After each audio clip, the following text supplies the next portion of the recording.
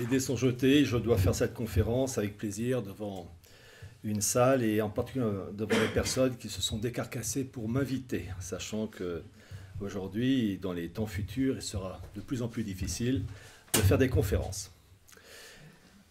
Le sujet que je vais évoquer va vous étonner. Je l'ai intitulé « Le mondialisme, une longue histoire ». Alors, les événements s'accélèrent, plein d'événements, en particulier le dernier en date, avec le 7 octobre de cette année 2023, ce qui s'est passé entre Gaza et Israël.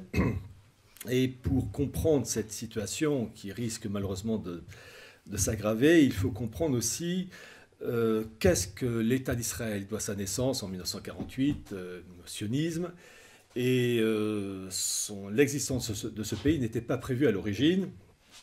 Il faut donc comprendre aussi sa politique, en particulier celle de Netanyahou, quand il vous cite par exemple le chapitre 60 d'Isaïe, et puis toute la politique israélienne en Cisjordanie, etc., à l'égard des Palestiniens. Comprendre aussi ce qui se passe en Russie, entre la Russie et l'Ukraine, en sachant que tout ça c'est lié. Russie, Ukraine, Proche-Orient, ça marche ensemble. Les BRICS, en sachant aussi que de nombreux pays vont adhérer aux BRICS, comme l'Égypte ou l'Arabie Saoudite le 1er janvier 2024. Est-ce que les BRICS représentent une porte de sortie? On ne sait jamais. La dédollarisation qui est en cours, la numérisation des monnaies, en sachant que la Chine est à la pointe, le yuan numérique, mais le rouble aussi numérique, programmable. Il y a ce qu'on appelle les CBDC, enfin ça c'est le signe anglais pour NNDC, les monnaies numériques des banques centrales, qui se partagent entre les monnaies numériques de gros, c'est-à-dire en échange interbancaire, etc., et puis de détail pour les particuliers. Et la Russie a bien commencé cette année, et l'Union européenne prend la suite avec une volonté en particulier. Et il y a deux éléments clés qui sont intervenus depuis peu de temps pour l'Union européenne. C'est le lancement d'un euro numérique qui va prendre forme. Alors, il n'y a pas de date précise, mais ce n'est pas dans 10 ans, évidemment. Et puis, grâce au commissaire Breton, on sait qu'il y a un portefeuille numérique qui se met en place. On aura tout. Carte bleue, carte vitale, papier d'identité, assurance, tout ce que vous voulez, numérisé, avec un euro numérique. Et évidemment, il y aura un contrôle parfait, vacciné ou pas vacciné. Et donc, on aura un contrôle parfait de la personne. Et puis, si celle-ci déplaît au système, il suffira d'appuyer sur un bouton, on n'en parlera plus. Donc, comprendre ce qui se passe dans notre monde, l'affaire ukrainienne en particulier, quand vous avez par exemple en avril 2022 Zelensky qui vous dit de faire de l'Ukraine un grand Israël, on peut s'étonner, dire pourquoi il a dit grand Israël, pourquoi il ne va pas dire un grand Pérou, un grand Madagascar. Bref, pour comprendre la situation actuelle, il faut remonter aux sources. Et alors, ne croyez pas que cela soit ma marotte, mais on reconnaît des acteurs, une marque eschatologique, vétérotestamentaire, dans le mondialisme. Et, alors, évidemment, je ne vais pas pouvoir tout dire, mais quand même citer quelques points clés des origines profondes. Vous avez eu, en l'an 70 après Jésus-Christ, la destruction du temple Jérusalem par les troupes romaines de Titus. Et vous allez avoir une diaspora juive qui va se disperser un peu partout, pour tour méditerranéen. Et en fait, on vit une époque où vous avez un christianisme qui va monter en puissance, entraînant une conversion de plus en plus massive de païens, mais aussi de juifs. Et les dirigeants du monde rabbinique de cette époque voient cette christianisation avec horreur. Pourquoi ? Parce qu'ils estiment que ce Messie appelé Jésus, appelé Fils de Dieu incarné pour les chrétiens, ce n'est pas le bon Messie, et que le vrai Messie n'est toujours pas arrivé, et donc il y a une rébellion de la part des élites rabbiniques, et qui vont s'opposer à ce mouvement. Alors je rappelle que ce christianisme monte en puissance au début avec de nombreux martyrs, mais ensuite il va peu à peu s'enraciner dans le cas de l'Empire romain, 313, l'édit de Constantin, etc. Et les élites rabbiniques vont s'opposer violemment, en sachant, j'ai utilisé le mot Messie, il faut déjà une petite précision qu'il faut vraiment toujours préciser et souligner, c'est que le mot Messie dans le monde chrétien, le monde musulman, n'a pas du tout le même sens. Dans le monde chrétien, Messie veut dire fils de Dieu incarné, vrai homme et vrai Dieu, c'est l'union hypostatique, hypostase, la même substance. C'est-à-dire que le Christ est consubstantiel au Père, même nature. Bon. Alors que dans l'islam, le Messie, c'est le même mot utilisé pour désigner Jésus, mais c'est un prophète, un homme respecté, honoré dans l'islam, mais pas du tout le fils d'Allah incarné, fils d'Allah incarné. Ça, vraiment, donc, c'est le même mot pour désigner deux choses finalement opposées et irréductibles. Alors, la synagogue rabbinique va, dans sa rébellion face au christianisme montant et face aussi à de nombreux juifs se convertissant au christianisme, les dirigeants rabbiniques vont élaborer différents, j'allais dire, produits. Le premier, c'est le Talmud. Le Talmud, c'est le code civil, politique et religieux de la synagogue aveugle, selon l'expression de l'Église, ou synagogue de Saint Jean, selon l'expression de la synagogue de Satan, selon l'expression de Saint Jean. Et ce Talmud, il y a le Talmud de Babylone, le Talmud de Jérusalem, code civil, politique et religieux, qui a été élaboré entre 100, pour l'essentiel, entre 100 et 500 après Jésus-Christ, en opposition uniquement au christianisme, qui monte en puissance et qui capte de nombreux juifs qui deviennent chrétiens. Et bien comprendre que ce Talmud a été élaboré en opposition au christianisme, pas à l'islam. Parce qu'entre 100 et 500, l'islam n'existe pas. Donc pour comprendre ce Talmud, il faut le comprendre en fonction du christianisme, point barre. Peu importe les convictions religieuses, qu'on soit athée, bouddhiste, tout ce que vous voulez. Et ce Talmud, il est violemment anti-chrétien, anti-catholique, puisque dans le Talmud, dans le traité gitin 56b, 57a, le Christ est châtié dans des excréments bouillants. Parce que pour le monde rabbinique, c'est une abomination qu'un homme se soit présenté à la fois comme officiellement homme et Dieu, donc châtié. Et ça, évidemment, c'est pas vraiment chanté dans les médias actuels, et Éric Zemmour se garde bien de le rappeler. Il y a un deuxième point, c'est que vous avez la Kabbale. La Kabbale, c'est l'interprétation ésotérique du judaïsme rabbinique, magie, évocation des esprits, spiritisme d'une certaine manière, et ce principe a toujours existé, même dans l'Ancien Testament, la Bible hébraïque à l'origine, par exemple au temps de Saül, donc en gros l'an 1000 avant Jésus-Christ, qui tombe dans le spiritisme, et dans la Bible hébraïque, il ne parle pas de Kabbale, mais il parle des Obot et des Lidonim. C'est le même principe. Et cette Kabbale s'est améliorée, si je puis dire, après le Christ, avec des influences héritées du monde mésopotamien, de l'Égypte. Et le troisième point qu'il faut souligner, c'est que le monde rabbinique va élaborer 4 documents qui sont expliqués dans le livre Archives, 4 documents au 1er et 2e siècle après Jésus-Christ, qui sont les Targums, le livre des Jubilés, le 4e livre d'Esdras et l'Apocalypse de Baruch. Et ces documents mettent en valeur la volonté de mettre en place un Israël matériel, charnel, véritable, pour rétablir l'Israël qui a disparu avec l'occupation romaine.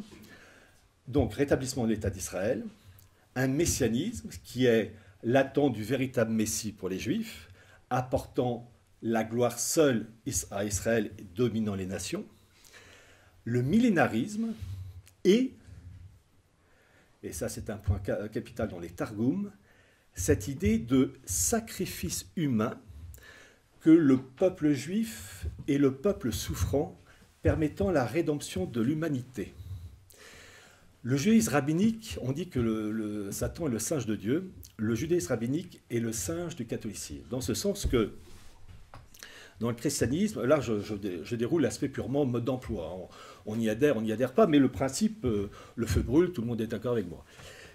Dans ce sens que dans le christianisme, le Christ est le Messie souffrant qui offre ses souffrances, dans le cadre de la rédemption, à l'ensemble de l'humanité.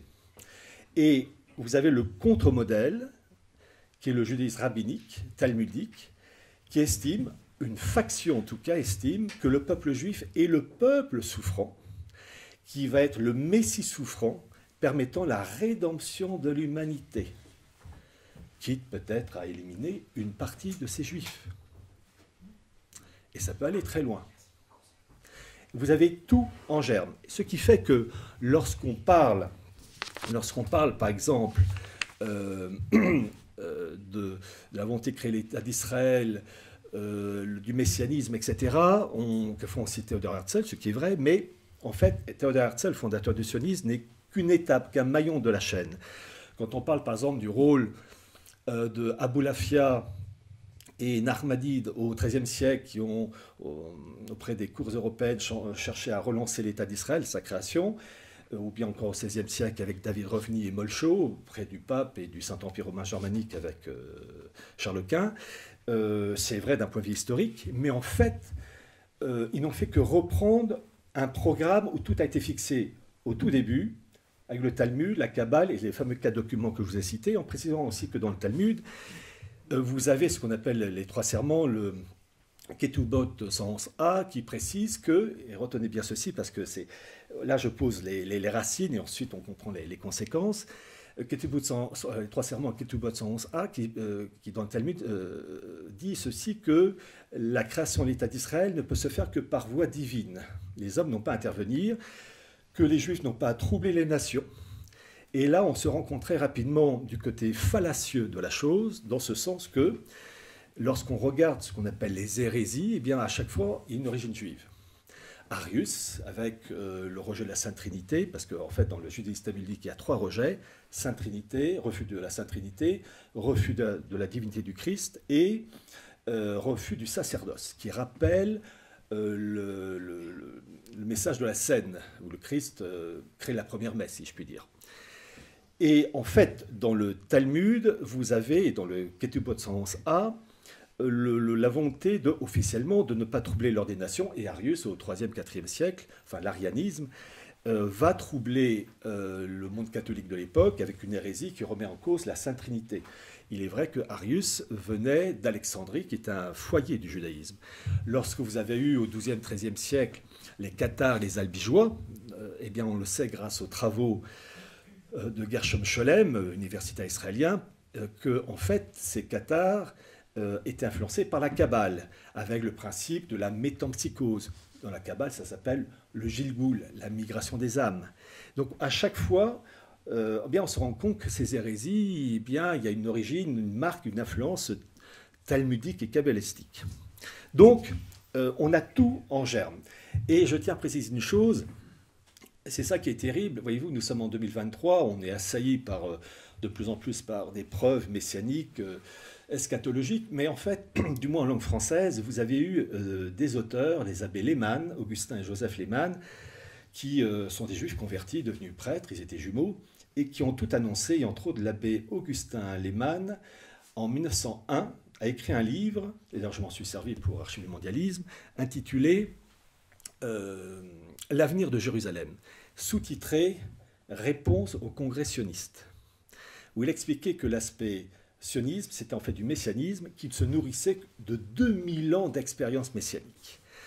Et vous avez un ouvrage de 1909, toujours du même, Augustin Lehmann, où il expliquait dans le titre « Idée complète du messianisme juif ». Et là aussi, il explique ce messianisme au cours des siècles. Et c'est ça qui est terrible, c'est qu'on a, dans ces 2 ouvrages, 1901 et 1909, tout qui est annoncé. Et en fait, ça n'a servi à rien, sauf à quelques personnes perdues dans la masse et qui ont pigé l'importance de ces textes. Et se dire que je m'en suis servi personnellement plus d'1 siècle après, et finalement très peu ont profité de ces travaux, parce que ces prêtres, autrefois juifs, connaissaient parfaitement les coulisses du système. Ce sont les meilleurs, ils connaissent la partie opposée. Donc bien comprendre, on a tout, 1er, 2e, 3e siècle, voilà.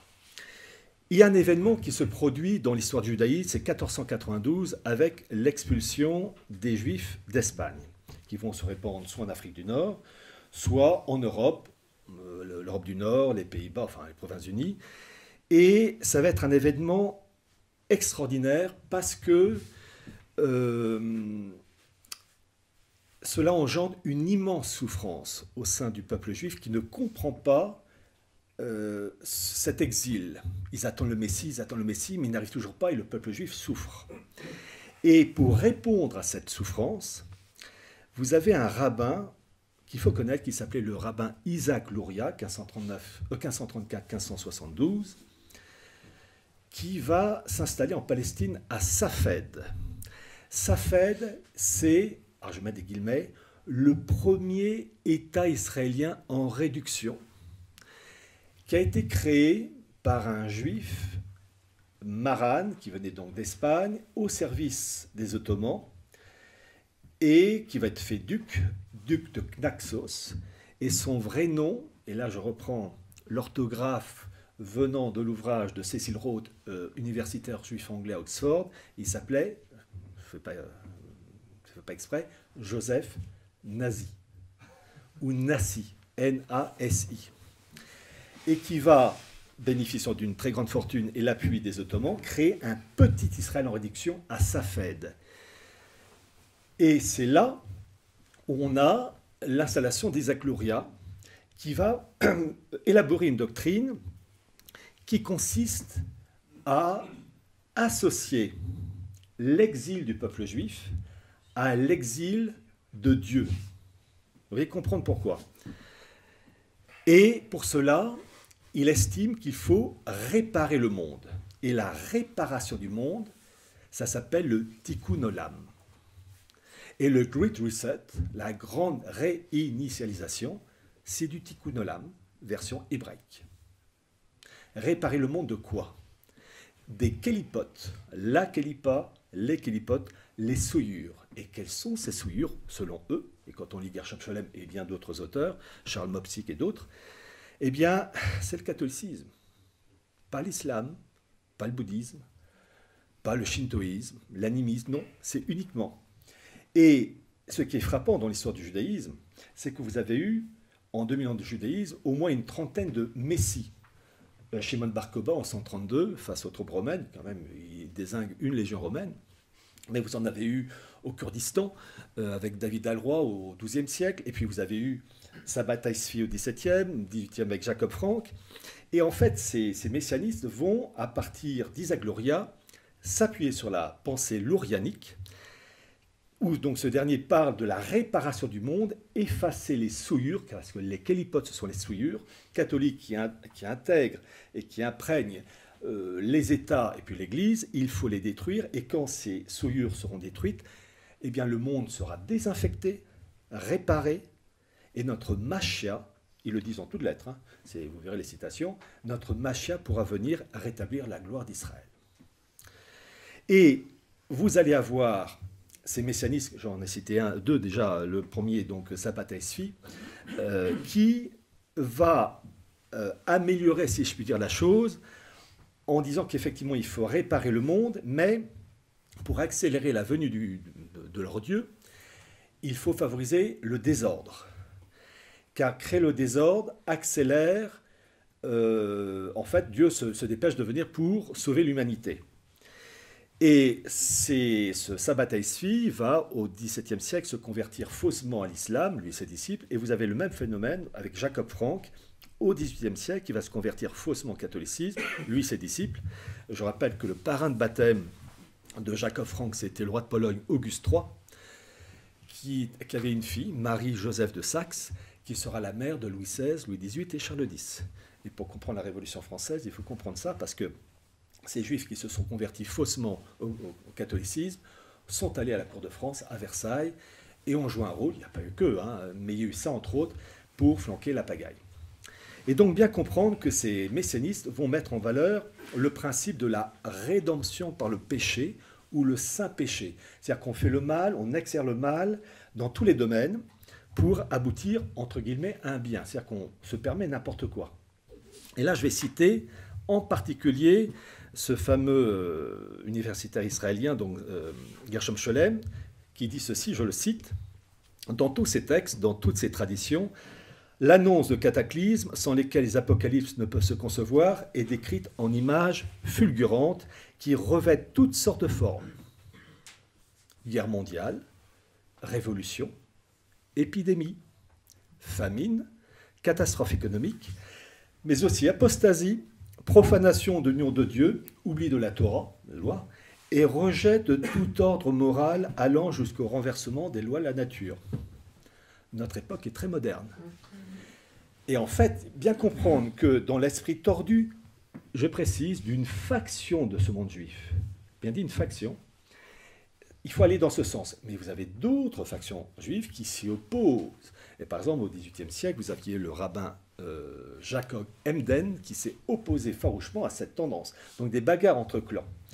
Bien comprendre que le monde juif est divisé en clans, avec des rivalités terribles, mais qui se règlent dans le sang.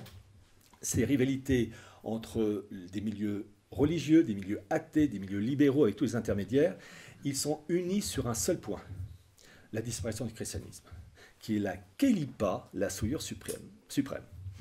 Et ce messianisme, donc selon Gershom Scholem, est précisé toujours par le même universitaire par les propos suivants. Je le cite. Le messianisme, en effet, a toujours eu pour objet le rétablissement de l'existence nationale, sous-entendu Israël, bien qu'il mène également au-delà de celle-ci, sous-entendu gouvernance mondiale, ou république universelle, comme on l'utilisait au XVIIIe siècle.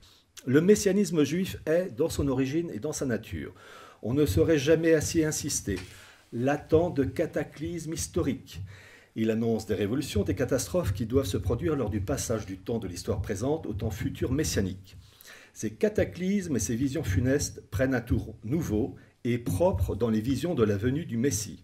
On les retrouve en effet dans l'ère de transformation ou de destruction qui verra naître le Rédempteur messianique. C'est pourquoi cette période est regardée dans le judaïsme comme celle des souffrances de l'enfantement du Messie.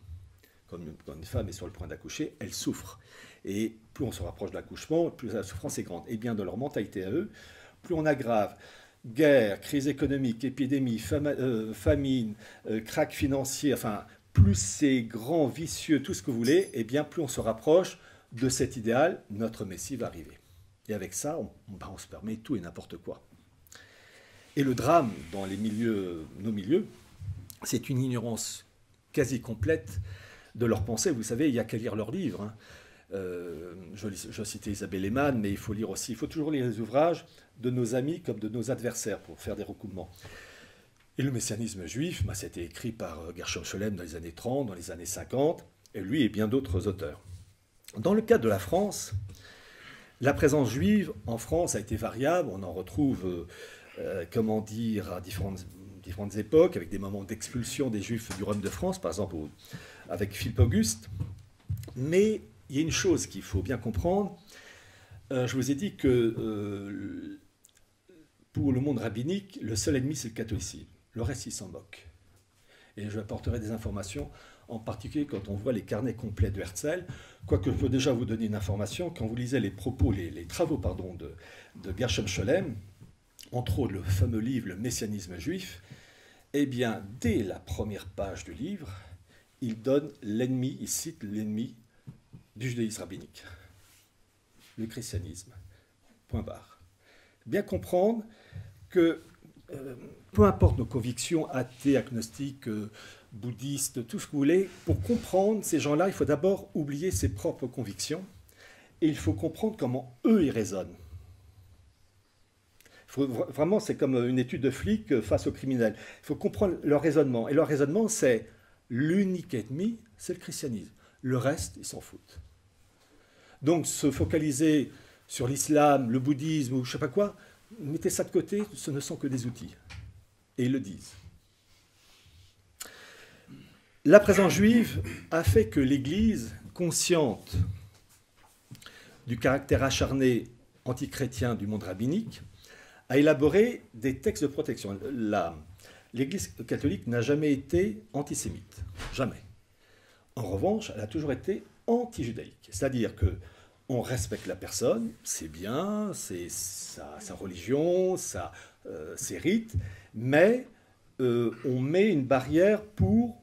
Alors, il faut que je fasse gaffe, parce que décidément, il y a des moments où même dire le feu brûle, on est mal vu. Bien comprendre que dans le contexte de l'époque, la caméra est là, l'Église catholique a élaboré un programme de protection. Après, on peut apprécier, ne pas apprécier, c'est autre chose, mais dans le contexte de l'époque, c'est comme ça. Et entre autres, vous avez eu le pape Grégoire le Grand, qui est mort en 604, qui avait déjà posé les principes qui ont été repris par un autre pape au XIIe siècle, qui s'appelait Calixte II, qui va mettre en place ce qu'on appelle le Sicut Judaïs, qui est de même que les Juifs, je crois que c'est ça la traduction, qui est un programme de respect de la personne du monde juif, où il faut respecter la personne en elle-même, ne pas l'enquiquiner, on n'a pas assassiné les juifs, on n'a pas les poursuivre, enfin on respecte la personne, mais il y a, dans le contexte de l'époque et de l'Église, une protection à établir pour ne pas être, entre guillemets, selon eux, contaminés par leur tournure d'esprit. Et ce document en particulier précise que les juifs n'ont pas le droit d'avoir des domestiques chrétiens, ne peuvent pas être propriétaires d'immeubles ou de terres agricoles, en sachant qu'à l'époque, la population est largement à 90% constituée de paysans. Pourquoi? Alors, bien comprendre que dans le contexte de l'époque, je le répète une fois, c'est dû au fait que l'Église, les autorités de l'Église pendant des siècles, estiment que le peuple juif est déicide. Concept qui sera supprimé par Vatican II. Et ce côté déicide se répercute dans la messe chaque année à Pâques, la vendredi de Pâques, où il est dit, alors je vais utiliser un mot qui n'a pas le sens que l'on prend aujourd'hui, où le peuple juif, dans le vendredi de Pâques, est appelé peuple perfide. Pas perfide dans le sens trouble, pas net, double jeu, perfide dans le sens ne reconnaissant pas, ne voulant pas reconnaître la divinité du Christ. C'est dans ce sens-là. Et puis je rappelle aussi le Talmud, où il est dit en toutes lettres que le Christ est châtié dans des excréments bouillants. Bref, le monde juif est exclu des charges publiques. Ça va durer pendant des siècles. Et 18e siècle, alors déjà vous avez la Renaissance, le protestantisme qui va jouer un grand rôle dans un début d'émancipation du monde juif, puisqu'il va avoir une alliance au XVIIe siècle, je passe rapidement, avec le monde de la finance juive aux Pays-Bas, les Provinces-Unies, avec Menasseh ben Israël, qui va rejoindre Cromwell, donc dans la deuxième moitié du XVIIe siècle, où la City de Londres va être nourrie d'un appui financier juif très important. Je rappelle la création de la Banque d'Angleterre en 1694. Tout ça, c'est une alliance. En fait, le côté vétérotestamentaire de Cromwell et de ses amis permet de lancer une politique anticatholique sur des principes protestants et judaïsants. Je rappelle que le monde protestant anglais va être à l'origine de la création de la maçonnerie en 1717, qui elle-même est née de la Royal Society, créée en 1660, et qui est une sorte de gouvernement caché, si je puis dire, dissimulé, au service de la politique anglaise. Mais les choses s'accélèrent au cours du XVIIIe siècle, avec le siècle des Lumières, l'Aufklärung, en allemand, la Haskalah, si on utilise le terme hébraïque, et vous avez l'idée d'émancipation des Juifs en France. On dit toujours la Révolution française, septembre 1791, a émancipé le peuple juif. C'est vrai, la citoyenneté a été donnée avec des pleins droits. Mais en fait, il faut être franc, le premier à avoir ouvert la porte, c'est le roi Louis XVI. En 1775, il a, je dis bien, naturalisé un juif alsacien qui s'appelait Cerbère, et j'ai la lettre de Louis XVI pour la naturalisation de ce Cerbère qui s'occupait de l'approvisionnement en nourriture des armées royales dans l'est de la France. Je cite la lettre de naturalisation de Louis XVI. « Voulant donner au sieur Cerbère un témoignage particulier de la satisfaction que nous avons des services qu'il a rendus et qu'il continue de nous rendre, autant de zèle et d'intelligence que de désintéressement et de probité, à ces causes et de notre grâce spéciale, nous avons accordé et accordons au dit Cerbère à ses enfants nés ou à naître en légitime mariage les mêmes droits, facultés, exemptions, avantages et privilèges dont jouissent nos sujets naturels ou naturalisés. » Sous-entendu, il y a une distinction entre les Français catholiques et le reste. En conséquence, permettons au dit Cerbère d'acquérir par achat, donation, legs, succession ou autrement, tenir et posséder dans notre royaume tout bien, meuble et immeuble, de quelque nature qu'il puisse être. Donné à Versailles, l'an de grâce 1775 au mois de mars, signé Louis. Donc vous avez Louis XVI qui, en fait, va violer les paroles du sacre. Car dans les paroles du sacre, à Reims, le roi de France devait extirper les hérésies. Après, on peut désapprouver la chose, mais dans la mentalité de l'époque, c'était comme ça. Et c'est tellement vrai que cette naturalisation, c'est le mot utilisé, de ce juif, est en contradiction complète avec les lois du royaume de France, qui est de combattre les hérésies. Les juifs ne pouvaient pas bénéficier de charges publiques, ne pouvaient pas être propriétaires de terres agricoles ou d'immeubles. Eh bien, cette naturalisation est cachée. Donc Louis XVI était parfaitement conscient qu'il dépassait la limite. Que les immeubles que le Cerbère va obtenir à Strasbourg, c'est caché avec un nom d'emprunt, avec un aristocrate français qui s'appelait le Chevalier de la Touche, qui va servir de paravent pour obtenir les immeubles en son nom, mais en fait attribués à Cerbère. Et quand ce chevalier mourra d'ailleurs, eh bien, quand Cerbère se présentera, je crois, en 1785 devant les magistrats alsaciens, il dira je veux récupérer mes immeubles. Et les Alsaciens, enfin les magistrats, seront sidérés parce qu'ils diront non, vous êtes juif. Donc, si, mais j'ai été naturalisé par Louis XVI. Et là, ça créera quand même un choc. Et là, pour rappeler quand même à certains les lois de catholicité qui règnent en France, d'abord, je rappelle que le catholicisme était religion d'État. Et donc, fatalement, ça irrigue toute la société française, ne serait-ce que, comme je vous l'ai dit, à cause de la mentalité de l'époque, qui disait que le peuple juif était déicide. Il faut bien que ça se répercute dans l'organisation politique et administrative du pays. Eh bien, Louis XVI va élaborer en 1784, pour les juifs alsaciens, ce qu'on appelle les lettres patentes en 25 articles. Je ne vais pas vous les citer toutes, mais 4 ou 5. Article 6, je cite. Nous faisons très expresse défense à tout juif et juive, actuellement résidant en Alsace, de contracter à l'avenir aucun mariage sans notre permission expresse. Il va de soi que les Français catholiques de l'époque ne demandaient pas l'autorisation aux représentants du roi. Est-ce que je peux me marier avec Gertrude Cunégonde? Non. Il y avait un traitement différent. Article 7. Leur défendons au surplus d'employer des domestiques chrétiens. Tiens, le sikou de judaïsme du pape qui disait pas de domestiques chrétiens chez les juifs, c'est repris dans l'article 8. Donc leur défendant sur plus d'employés des domestiques chrétiens, soit à l'exploitation des dites fermes, soit à la culture des dites vignes et terres. Alors dans le cas des juifs en France, il y avait les juifs d'Alsace, de Lorraine, il y avait les juifs d'Avignon, puis vous aviez aussi des juifs à Bayonne et à Bordeaux, certains s'étant convertis plus ou moins faussement, plus ou moins habilement même, les maranes, certains avaient pu avoir des terres et des bâtiments. Mais mis à part des cas bien précis, c'était interdit. Article 11.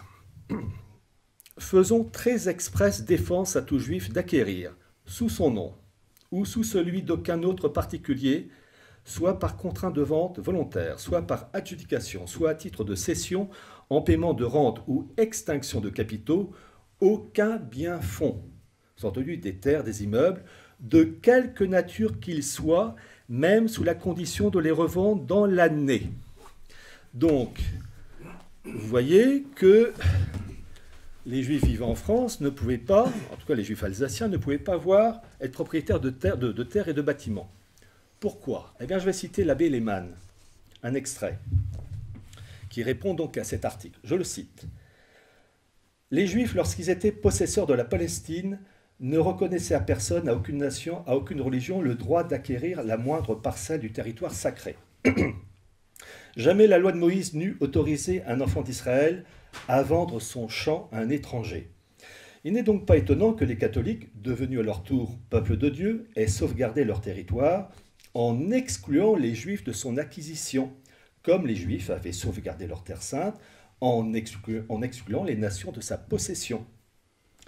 Ce n'est qu'à partir de 1789 que les Juifs commenceront à se plaindre et à crier à l'injustice. Pourquoi? Parce qu'alors un droit public nouveau, le droit humanitaire, les droits de l'homme, aura été substitué au droit chrétien, loi de catholicité.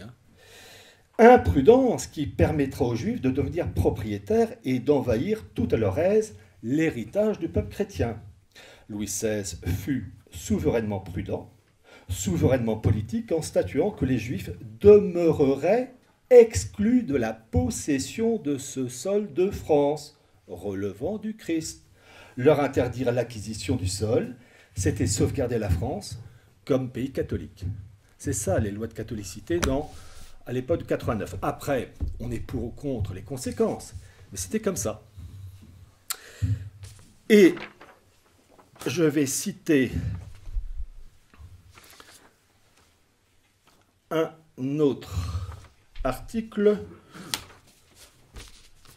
Alors, c'est l'article 11. Peuvent être propriétaires de leur maison et du jardin attenant. C'est-à-dire que les Juifs pouvaient avoir leur maison et un petit bout de terre uniquement comme jardin, mais en aucun cas comme territoire, comme sol agricole. Et pour combattre l'usure, article 14, je cite, « Ne pouvons à l'avenir les Juifs contracter avec aucun de nos sujets, soit pour prêt d'argent, soit pour vente de grains, bestiaux et d'autres objets, de quelque nature que ce soit, que par acte passé devant notaire. » Il est précisé dans cet article 14 que tout Juif qui contournerait cette loi, cette mesure, sera expulsé du royaume de France. Donc il y avait quand même des mesures catholiques qui régissaient le royaume de France, né du baptême de Clovis, et qui disparaît avec la Révolution de 1789, qui, pour reprendre l'expression des archives israélites, a, je cite, un caractère hébraïque très prononcé. Déclaration universelle des droits de l'homme. Je rappelle que le préambule se fait sous les auspices de l'être suprême, qui, dans la Kabbale, s'appelle l'Ensof. L'être suprême, c'est l'Ensof, ou cause suprême. Donc, en fait, depuis plus de 2 siècles, la France repose sur un principe kabbalistique. La Révolution éclate et vous allez avoir 14 tentatives pour donner la citoyenneté française aux Juifs. Elle échoue et c'est à la 15e qu'elle va être obtenue. Elle était d'ailleurs sur le point d'échouer quand vous avez les députés, entre le député Adrien Duport, qui va renverser la vapeur et dire ceci. On est en septembre 1791, je cite Duport. « Je crois que la liberté des cultes ne permet plus qu'aucune distinction soit mise entre les droits politiques des citoyens à raison de leur croyance. » Quand j'ai dit à une époque que, à partir du moment où on donnait la pleine citoyenneté aux Juifs, ça ouvrait la porte à d'autres croyances, à d'autres confessions religieuses, il le dit lui-même. La question de l'existence politique des Juifs a été ajournée. Cependant, les Turcs, les musulmans, les hommes de toutes les sectes sont admis à jouir en France des droits politiques. Je demande que l'ajournement soit révoqué et qu'en conséquence, il soit décrété que les Juifs jouiront en France des droits de citoyens actifs. Et donc cette naturalisation des Juifs en septembre 1791 a ouvert la porte à d'autres populations appartenant à d'autres confessions religieuses. Et sincèrement, je ne vois pas qu'est-ce qu'il y a d'injurieux, de dégradant ou d'insultant que de dire, à partir du moment où on donnait les pleins droits aux Juifs, des droits identiques aux Français catholiques en 1791, tôt ou tard, on ne pouvait pas le refuser aux bouddhistes, aux musulmans, aux shintoïstes, aux animistes, et que sais-je encore. Ai-je le droit de le dire ? J'en suis pas sûr. C'est pourtant historique ce que je dis. Après, on approuve, on désapprouve les conséquences, libre à chacun. Mais au moins, d'un point de vue factuel, avant on ne pouvait pas, après on accorde à l'un, si on accorde à l'un, on ne peut pas dire aux autres, non. Et après tout, la Révolution a une vision universelle de l'homme, donc après le moment où on a une vision universelle de l'homme, c'est tout le monde en profite. Et je vais vous donner quelques citations d'un révolutionnaire qui s'appelait Klotz, page 177. En fait, ce que les Français n'ont pas compris, en tout cas les patriotes français, il n'y en a pas beaucoup, c'est qu'ils n'ont pas compris que tout le programme a été pondu par ce révolutionnaire, Klotz, qui n'a fait que émettre la pensée révolutionnaire. Et outre les aspects anticatholiques, on a déjà cette volonté de mettre en place une gouvernance mondiale, alors, qui ne s'appelle pas gouvernance mondiale, mais République universelle. Sur mon livre Atlas du mondialisme, vous avez la France en carré. Et pour des raisons pratiques, ils ont arrondi les angles parce que c'était technocratique. Je rappelle que ceux qui prônent l'intégration, en fait, prônent le mondialisme. Le mondialisme, c'est le déracinement. Et quand une France, c'est une France en carré, c'est-à-dire c'est le déracinement que vous habitiez du côté de l'ouest, le carré de l'est, le carré du centre, le carré du sud, eh bien, vous travaillez, vous payez des impôts, etc., mais ça n'a aucun sens, vous êtes déraciné. Eh bien, cette même vision de déracinement, eh bien, Klotz le prône à l'échelle planétaire avec un monde divisé en blocs continentaux, où il dit l'Europe et l'Afrique et l'Asie et l'Amérique se donneront la main dans la cité vaste et heureuse de Philadelphie. Ça, c'est la vision très ésotérique. Avec une gouvernance mondiale, République universelle, divisée, je le cite, en 1000 cases départementales. C'est la technostructure déracinée. Et ce Klotz, Anarkadis Klotz, rappelle le rôle du monde judaïque dans la Révolution française. Alors, je tiens à préciser, si vous voulez avoir l'intégralité des carnets, des écrits de Klotz, c'est dans le livre aux éditions Omnia Veritas, La République universelle, où les deux livres sont réunis en un, où j'ai pu publier les originaux, parce que tous les livres d'aujourd'hui sont caviardés. Tous les passages un peu gênants ont sauté. Je me suis fait un devoir de les rétablir, dont ce passage qui avait disparu, où Klotz écrit, je le cite, « Nous trouverons encore de puissants auxiliaires, de fervents apôtres dans les tribus judaïques, qui regardent la France comme une seconde Palestine. Nos concitoyens circoncis nous bénissent dans toutes les synagogues de la captivité. Le juif, avili dans le monde, est devenu citoyen français. » Donc septembre 1791, citoyen du monde par nos décrets philosophiques. Cette fraternisation alarme beaucoup les princes allemands, d'autant plus que la guerre ne serait ni commencée ni durée en Allemagne sans l'activité, l'intelligence, l'économie et le numéraire des Juifs. Les magasins, les munitions de toute espèce sont fournis par les capitalistes hébreux et tous les agents subalternes de l'approvisionnement militaire, pensez à Cerbère, sont de la même nation. Il ne faudra que s'entendre avec nos frères les rabbins pour produire des effets étonnants, miraculeux. Voilà, c'est ça qui avait été enlevé. Donc je me suis fait un devoir quand même de rétablir la réalité historique et s'ajoute à cela la volonté de favoriser l'immigration. L'étranger, expression barbare dont nous commençons à rougir. Nous voyons à Paris, à Londres, à Madrid, à Amsterdam plaider sa cause d'un Persan, d'un Indien, d'un Chinois, d'un Péruvien, d'un Turc, d'un Cafre, d'un Arménien. On discute en Europe les intérêts d'un habitant des antipodes et l'on doutera si une assemblée représentative des deux hémisphères peut exister pour le bonheur permanent de l'humanité. Je ne connais de barrière naturelle qu'entre la terre et le firmament. Un monde sans frontières. Je demande la suppression du nom français. Eh bien, avec les dernières nouvelles concernant l'Union européenne qui veut établir un État fédéral européen, on s'y rapproche de plus en plus. Alors, on arrive au XIXe siècle. Napoléon Ier a rétabli les principes de 89. Outre la France en septembre 91, naturalisation des Juifs, ce principe s'étend aussi à la Prusse, 1812, Belgique, 1830, Royaume-Uni, 1858, Italie, 1861, Russie, 1917. Au cours du XIXe siècle, vous avez essentiellement trois courants juifs. Les Juifs nationaux, comme c'est le cas en France, à condition que le catholicisme ne soit plus religion d'État. Les Juifs internationaux, qui vont surtout apparaître dans la deuxième moitié du XIXe siècle avec Trotsky, enfin toute la branche bolchevique. Et puis la troisième branche, les sionistes. Et là, ce sionisme, il faut l'expliquer pour comprendre la situation actuelle, dans ce sens que lorsque Theodor Herzl arrive, dans 1860-1904, il ne fait que reprendre un idéal ancien, qui a commencé en fait, les germes ont été plantés dès les 1er, 2e, 3e siècles après Jésus-Christ. Il veut créer un État juif.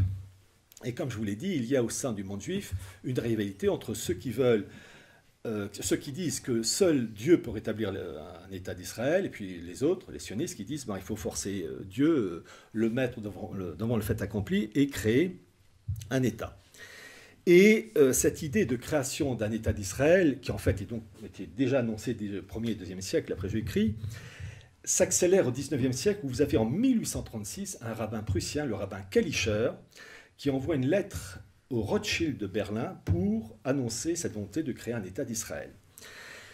Et ce principe va perdurer au cours du siècle, du 19e siècle. Vous avez en 1882 la création de Rishon-LeZion, c'est une petite entité territoriale en Palestine, à l'époque sous occupation ottomane, gérée par les Rothschild.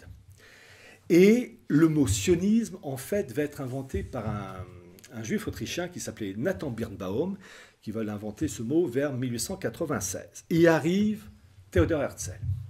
Theodor Herzl, j'ai eu l'immense privilège de pouvoir présenter en langue française, dans la première partie de mon livre Sionisme et mondialisme, ces carnets complets qui ont été... Alors, il y a toujours des extraits de ces carnets qui ont été publiés, mais les carnets complets qui ont été rédigés en allemand par Herzl entre 1895 et 1904 ont été traduits une seule fois en anglais par la Fondation Herzl et présentés dans un boîtier en 5 volumes. Les 4 premiers volumes, 1600 pages, les carnets de Herzl, et le 5e volume, 400 pages. C'est une liste des noms et instituts et organismes rencontrés par Herzl où il donne en fait le CV. En fait, cette Fondation Herzl était en contact avec les anciens collaborateurs d'Herzl et donc ils ont obtenu des informations de première main. Je cite toujours cet exemple. Herzl, à un moment donné, rencontre le secrétaire particulier des Rothschild de Paris qui s'appelait Alfred Spitzer. Volume 5, Spitzer, toc, une ligne. Alfred Spitzer était une connaissance personnelle de la mère de Theodor Herzl. Donc vous voyez les liens très étroits d'Herzl avec le monde Rothschild via sa famille et en particulier sa mère. Theodor Herzl, on peut ne pas apprécier quelqu'un. Herzl est un homme extraordinaire, d'intelligence, de persévérance. Il est touchant aussi parce qu'il a des moments de faiblesse. Il était cardiaque, il est mort, crise cardiaque à 44 ans. Certains pensent que peut-être on a profité de cette faiblesse cardiaque pour le dégager. Il n'y a pas de preuve. Mais c'est un homme hors norme. Je vous citerai un exemple dans quelques minutes. Le premier congrès de Herzl, du congrès sioniste, a lieu en 1897. Et maintenant, rappelez-vous de ce que je vous ai dit au tout début, où je vous ai dit qu'il y a cette volonté dès le début des 1er et 2e siècles, cette volonté de créer un État d'Israël, et que vous avez des factions juives qui se battent entre elles. Il n'y a que Dieu qui peut le faire, donc ils disent « Ah non, nous, les hommes, on peut le faire ». À l'origine, le premier congrès sioniste a eu lieu en Suisse, à Bâle, mais en fait, à l'origine, il aurait dû se produire en Allemagne, à Munich. Mais les rabbins de Munich étaient scandalisés que des juifs prétendent, donc cherchent à rétablir l'État d'Israël. Interdiction, Verboten, et Herzl s'est rabattu grâce à un juif suisse, vous verrez ça, c'est dans le bouquin, donc la création, enfin le lancement du premier congrès sioniste. Et Herzl, alors dans les carnets complets, il y avait en annexe la page en allemand, l'original, qui est reproduit dans le bouquin. Herzl fait un compte-rendu de ce premier congrès, 1897, et a admiré le personnage. Il écrit ceci, je le cite. « À Bâle, j'ai fondé l'État juif. Si je disais cela publiquement aujourd'hui, la réponse serait un éclat de rire général. Dans 5 ans peut-être, dans 50 ans sûrement, tout le monde le reconnaîtra. » Ben, ce n'est pas 50 ans, c'est 51 ans, 1897-1948, création de l'État d'Israël. Herzl est hors norme. Après, on peut ne pas être d'accord. Et vous allez comprendre pourquoi.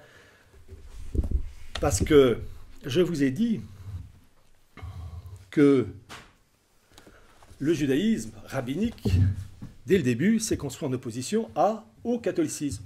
Pas l'islam, pas le bouddhisme.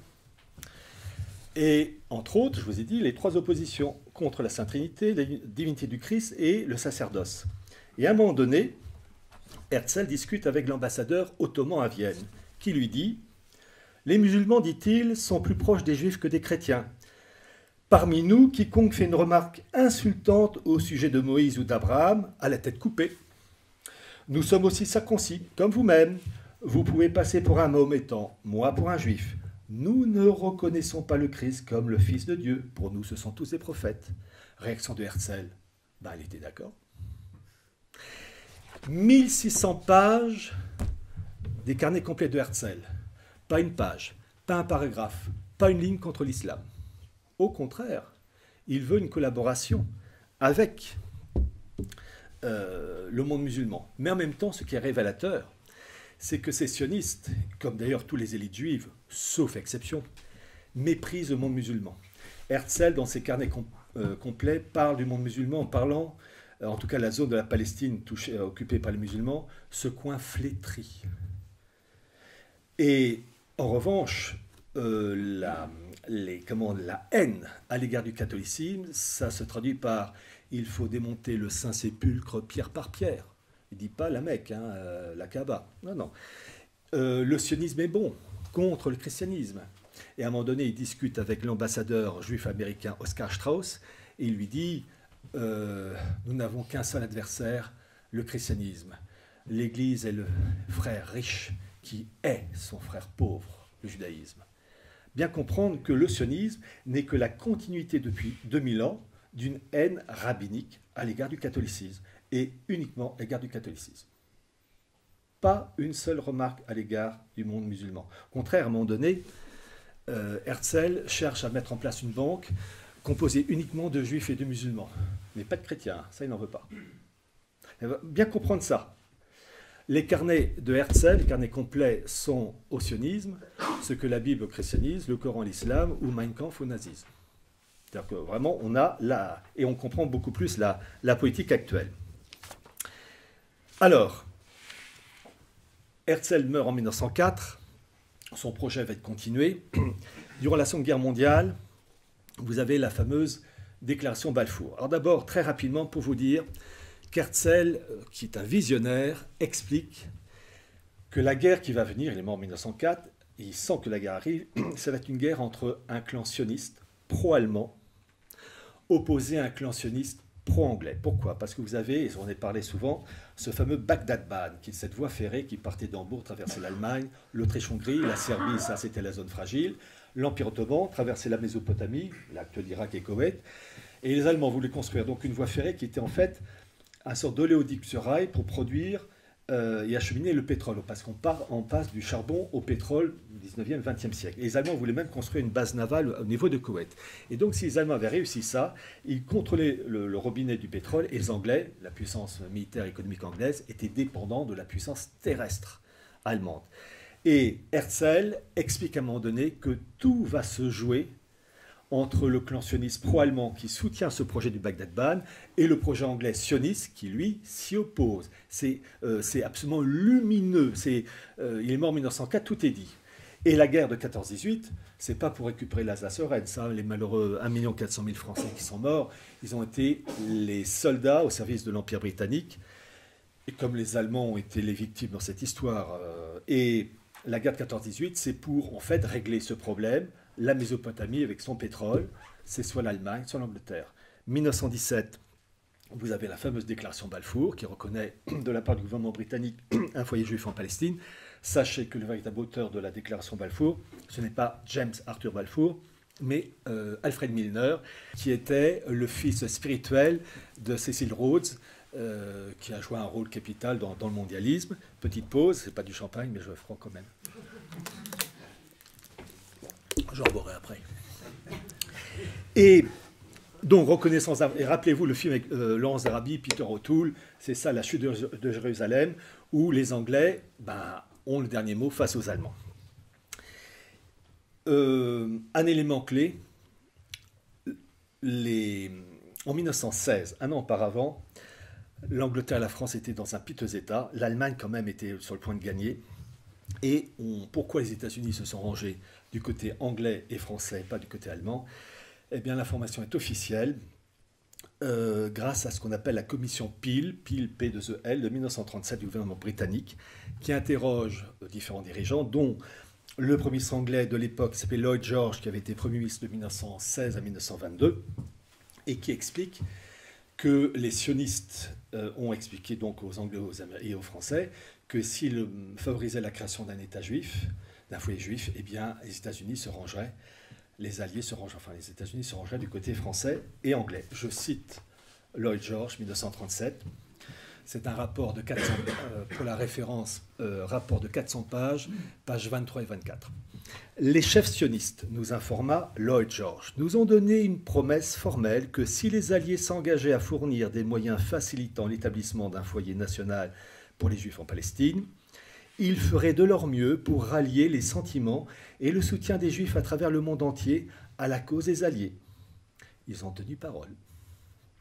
Donc on a véritablement un basculement. Défaite de l'Allemagne, et au lendemain de la Première Guerre mondiale, vous avez de la part des élites allemandes, et ça c'est très peu connu en France, un dépit, parce que les Allemands se rendent compte qu'il y a une bagarre entre clans juifs et que l'Allemagne a été un peu, s'est faite un peu rouler dans la farine. Et vous avez, suite à la crise de 29, l'Allemagne a énormément souffert de la crise de 29, le peuple allemand, vous avez l'arrivée en janvier 1933 d'Hitler. Et la chose qui est quasiment pas enseignée en France, c'est que vous avez eu en août 1933 un accord conclu entre les nazis et les sionistes, l'accord de la Havara, transfert en hébreu. Alors sachez que ça, c'est la deuxième partie du livre, où je me suis appuyé sur des archives venant du Mémorial de la Shoah, venant du Jüdische Rundschau, qui était le journal de la Fédération sioniste allemande. Je me suis appuyé aussi sur des écrits d'auteurs juifs, dont un, Ehud Avriel, juif autrichien, et qui ensuite, après la Seconde Guerre mondiale, a joué un grand rôle au sein de l'appareil politique israélien, et qui entre autres est ambassadeur d'Israël à Rome, et qui a écrit un livre en 1975, Open the Gates, et page 29 du livre, il vous explique que, je vais le citer, que cette collaboration entre nazis et sionistes, qui commence en août 1933 et qui va se terminer en avril 1941, consiste, avant de donner cette citation, consiste à quoi? En gros, les nazis veulent se débarrasser des juifs. Les sionistes disent, nous, on ne se sent pas allemand, on se sent juif et on veut rétablir l'État d'Israël.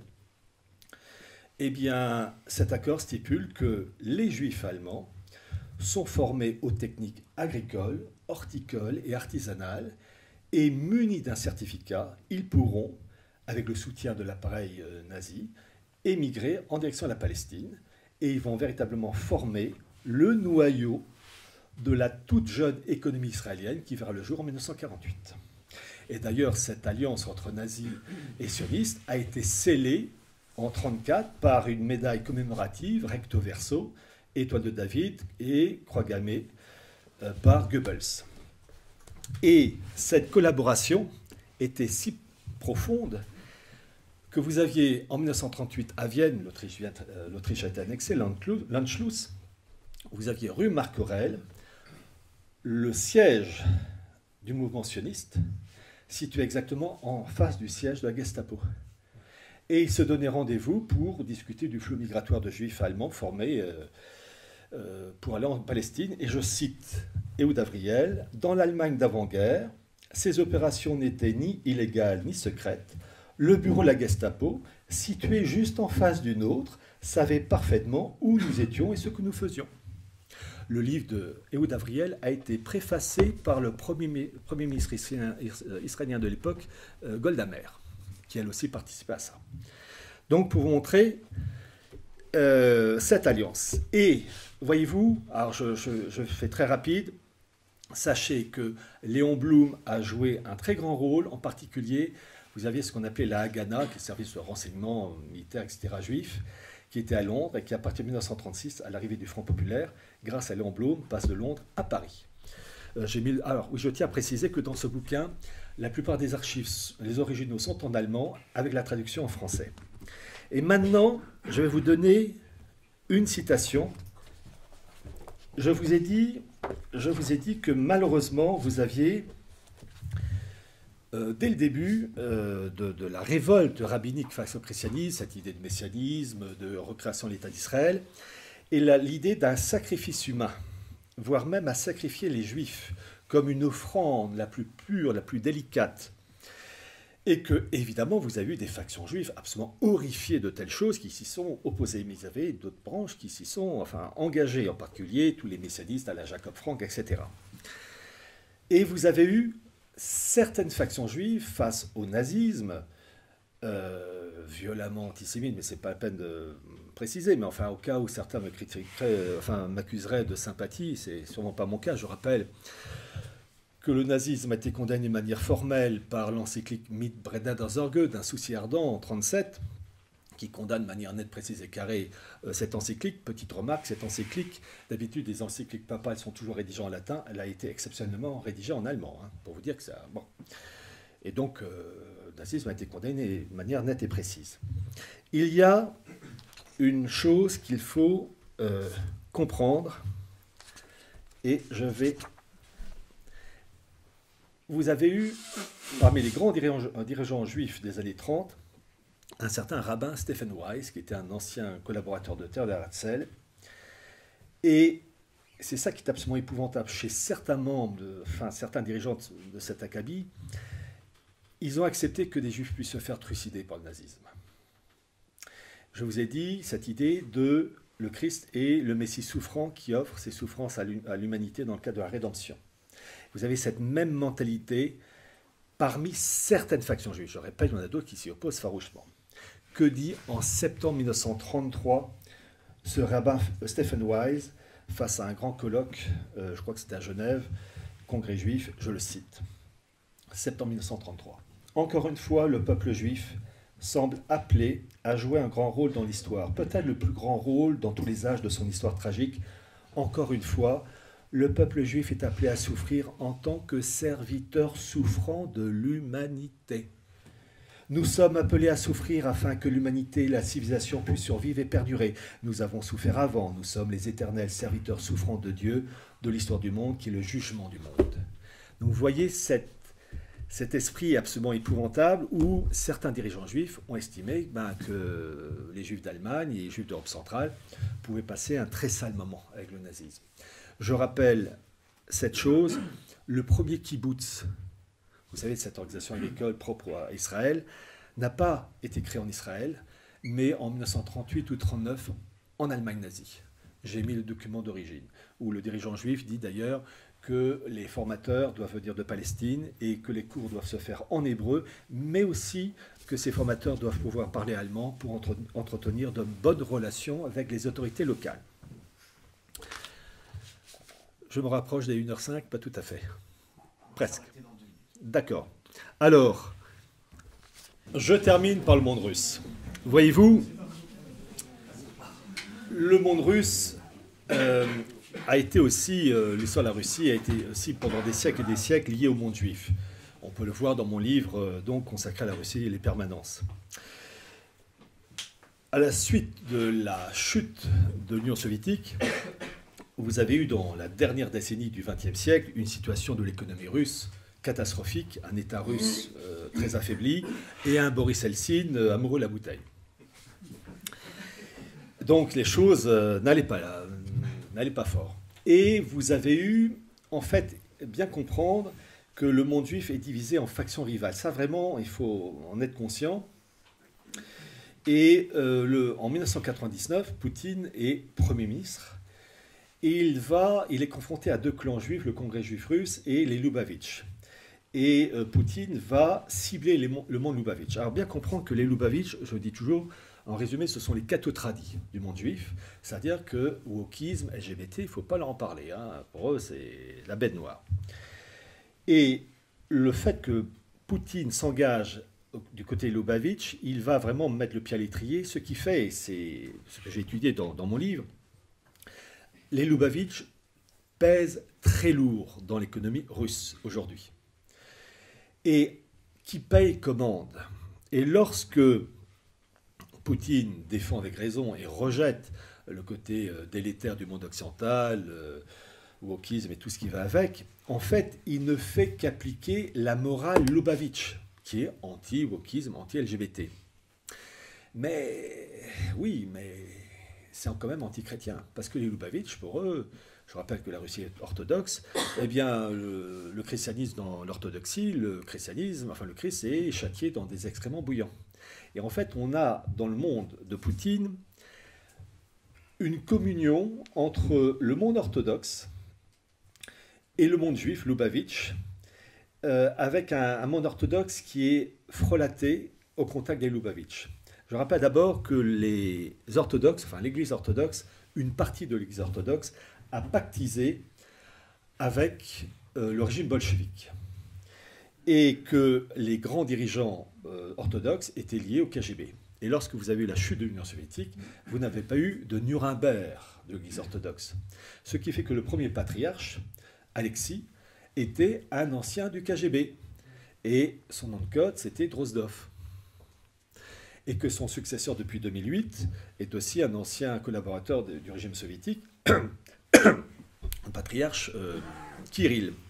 Et donc on a une façade orthodoxe, j'allais dire qui fait tradi, l'encens, des chants très beaux, etc., mais en fait qui est resté fidèle à des principes liés au monde du monde soviétique et qui en même temps pactisent avec les Lubavitch.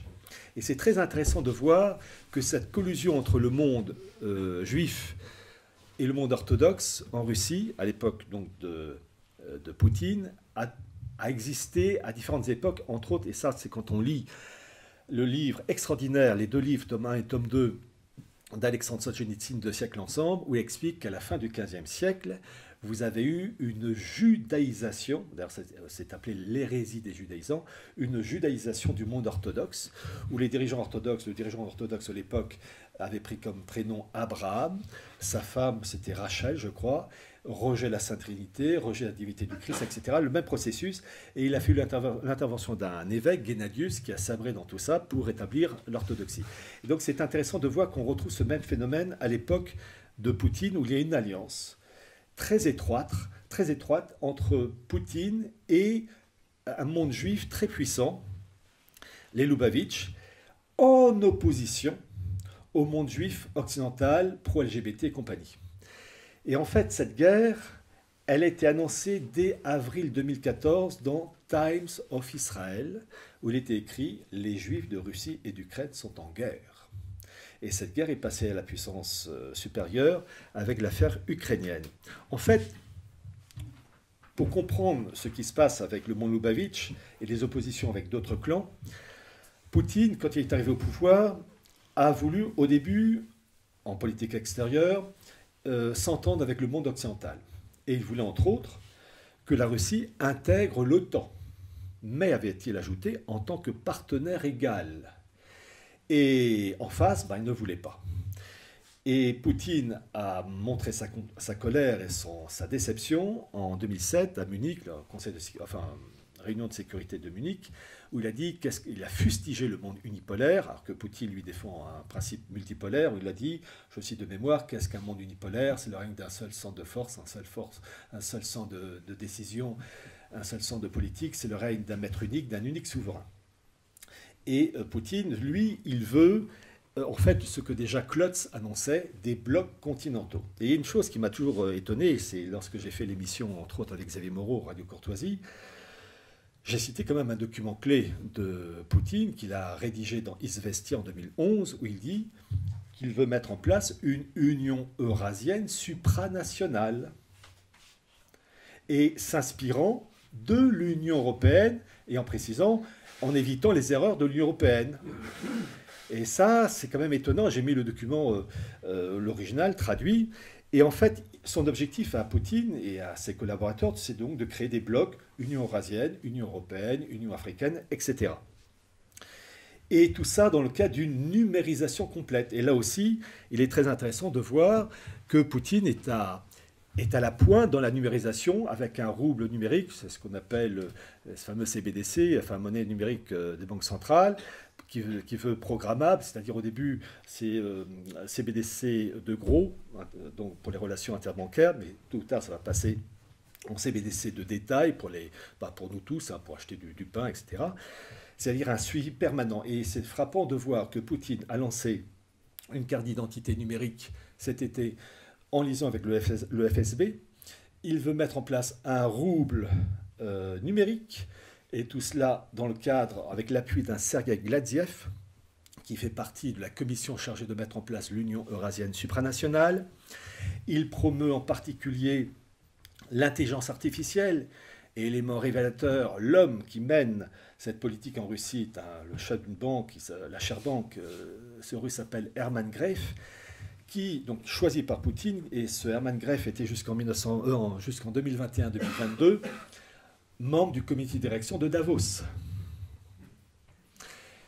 Et lorsque Klaus Schwab a écrit son bouquin « La 4e révolution industrielle », le livre a été édité en langue russe et a été préfacé en langue russe par Hermann Greff. Et c'est ça que Poutine a choisi. Donc en fait, on a un Poutine et ses collaborateurs qui veulent un programme de numérisation complète, mais donc c'est ce que j'appelle la numérisation vodka face à la numérisation Coca-Cola du monde occidental, mais malgré cette différence, c'est une numérisation complète et de surveillance complète de la vie de tous les jours. Et ce que fait le commissaire breton de numérisation de tout, avec ce qu'on appelle le portefeuille numérique, c'est exactement le même programme qui se met en place dans le cas de la Russie.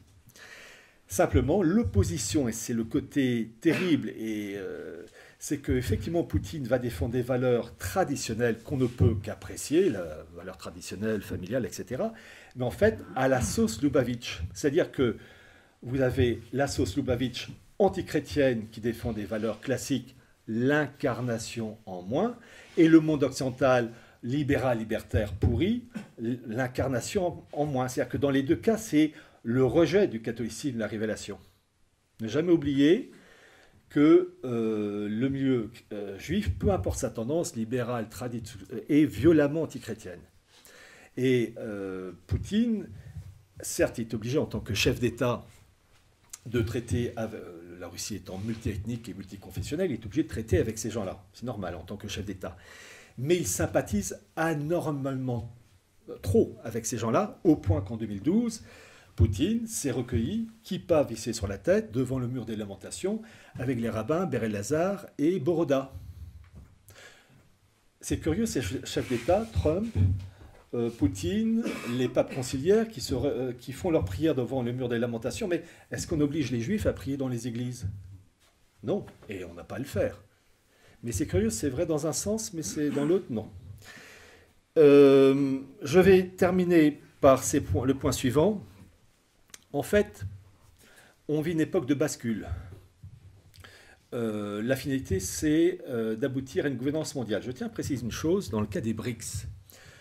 Là aussi, Xavier Moreau n'a pas accroché, mais c'est vrai, c'est une personne que je respecte, mais tout en étant marqué d'une éducation classique, il est aussi marqué par une éducation libérale.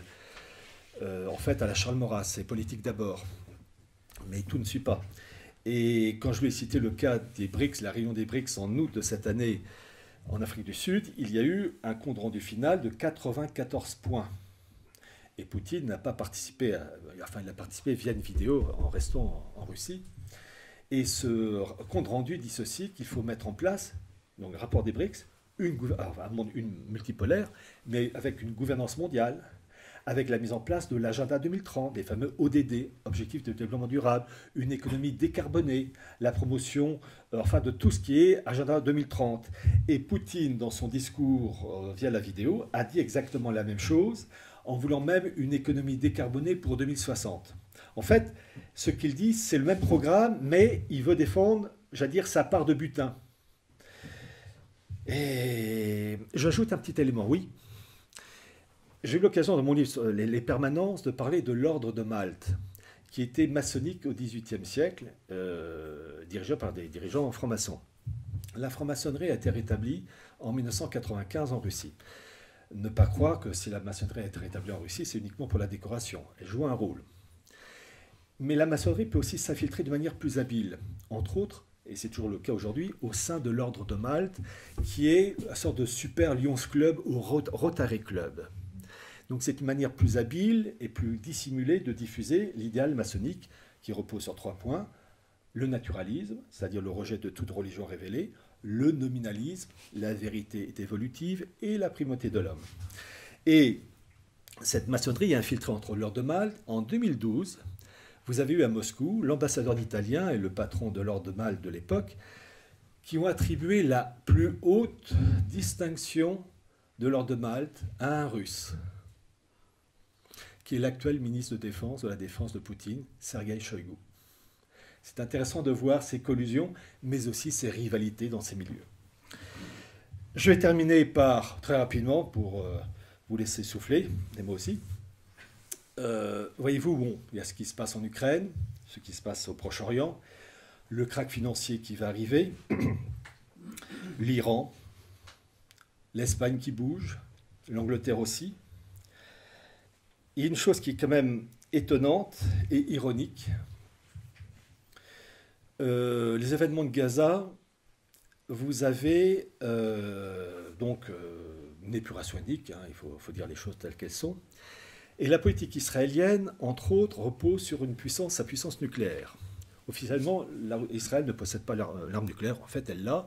On estime qu'elle a entre 75 et 250 ogives nucléaires Et cette doctrine nucléaire est appelée la doctrine Samson. Pourquoi Samson? Eh bien, c'est en référence à ce personnage de la Bible qui avait une très grande force et il va se faire avoir par une certaine, il faut bien prononcer le nom, Dalila, et non pas Dalida, Dalila, qui veut connaître sa force. Et lui, au début, il hésite à lui dire, puis il lui dit, en fait, c'est sa puissance et ses cheveux longs. Et il va être rasé pendant son sommeil. Et les Philistins, les grands ennemis des Hébreux, à l'époque donc hébraïque, la Bible hébraïque, emportent Samson qui a perdu sa force. Et Samson lui crève les yeux. Et Samson se rend compte de sa chute et ses cheveux repoussent, il supplie Dieu de retrouver sa force. Et lors d'un grand banquet organisé par les Philistins, Samson a retrouvé sa force, il va s'appuyer sur les piliers du temple, les écarter, et tout le temple va s'effondrer sur lui, mais aussi sur tous les dirigeants philistins, le banquet. Donc en fait, tout le monde meurt dans cette histoire. Et c'est ce nom, Samson, qui a été repris par les autorités israéliennes pour la politique nucléaire. Pourquoi? Eh bien, Samson, certes, est mort dans cet événement, mais les Philistins, les ennemis des Hébreux de l'époque, pareil. Et dans la politique nucléaire israélienne, il y a cette idée que si Israël coule, avant de couler, elle balancera toutes ses ogives nucléaires et tout le monde coulera, comme Samson et les Philistins. Donc c'est le principe sacrificiel pour... On en revient toujours. Bien comprendre que le nouveau judaïsme est créé en opposition au christianisme, le Christ souffrant, c'est pas l'islam ou le bouddhisme, c'est bien comprendre, c'est à partir du principe du sacrifice humain qu'on aboutit, selon eux, à l'apothéose géniale, selon eux. Mais cette idée de sacrifice humain, en balançant tous les ogives nucléaires, grâce à la doctrine Samson, c'est-à-dire Israël coule, mais tout le monde coule, elle s'appelle doctrine Samson. Il est vrai que dans la Bible, Samson, quand il a été fait prisonnier par les Philistins, a été emmené sur le territoire des Philistins. Il est mort en écartant les colonnes du temple. Eh bien, tout ça, c'était à Gaza. Je vous remercie.